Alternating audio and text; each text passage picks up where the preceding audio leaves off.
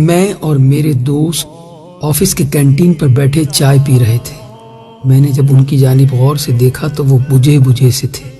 وجہ پوچھی تو کہنے لگے، مجھے آج مرے ہوئے 3 سال ہو گئے۔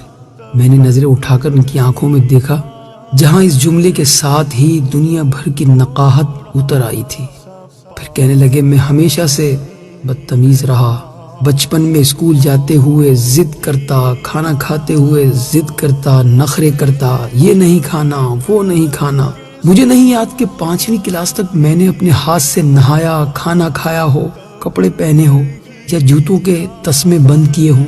باپ، بہن اور بھائی کی محبت مجھے نہ مل سکی۔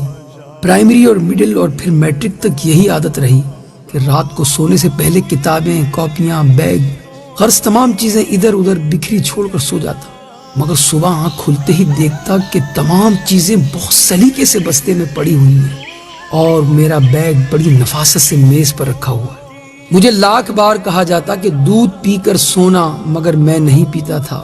لیکن جب صبح اٹھتا تو لبے شیریں، منہ کا ذائقہ بدلا ہوتا۔ پہل تو پتہ نہیں چلتا تھا، مگر آہستہ آہستہ پتہ چل گیا کہ رات کو نیند میں ہی دودھ پلا دیا جاتا تھا۔ رات کو کبھی آنکھ کھلتی تو دیکھتا کہ بارش ہو رہی ہے اور مجھ پر کمبل ڈال دیا گیا ہے تاکہ سردی نہ لگے۔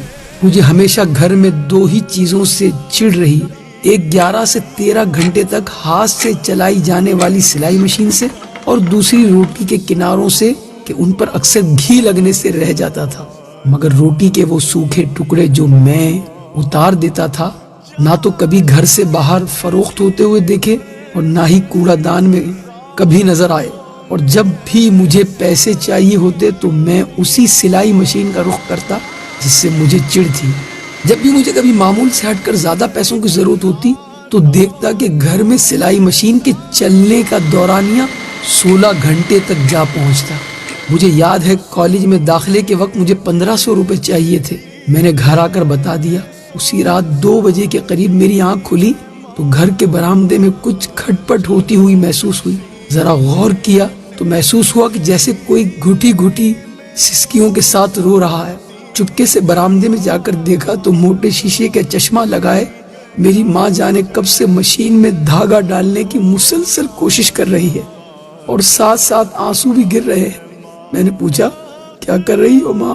ماں نے چونک کر میری طرف دیکھا اور جلدی سے آنسو صاف کرتے ہوئے چہرے پر مسکراہٹ سجاتے ہوئے بالکل صاف آواز میں کہنے لگی، وہ سامنے والی سوریا کی بھائی کی شادی ہے تو اس نے کہا کہ صبح تک 2 سوٹ سلائی کر دو، اس لیے بیٹھی ہوں، لیکن دھاگا سوئی میں نہیں ڈل رہا۔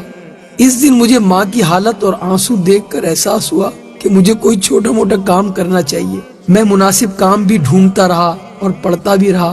ادھر FA مکمل ہوا، ادھر آفس میں کام مل گیا۔ میں نے گھر جا کر ماں کو بتایا تو وہ خوشی سے نہال ہو گئی۔ فوری شکر پارے لا کر محلے میں بانٹ دیے۔ ایک دن میں کام سے گھر آ کر لیٹ گیا، تھوڑی تھکاوٹ ہو رہی تھی، پاؤں چارپائی سے لٹکائے ہی سو گیا۔ جب اٹھا تو دیکھا کہ خلاف معمول آج نہ جوتے میرے پاؤں سے اترے تھے اور نہ ہی کھانا بنا تھا۔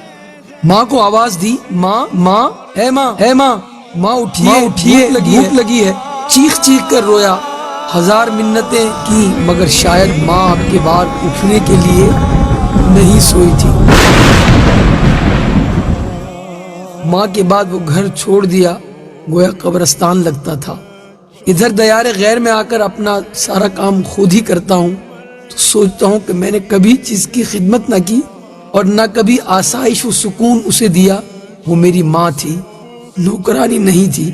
یہ کہتے ہوئے میرے اس دوست کے 2 موٹے موٹے آنسو اس کے رخساروں پر بہنے لگے۔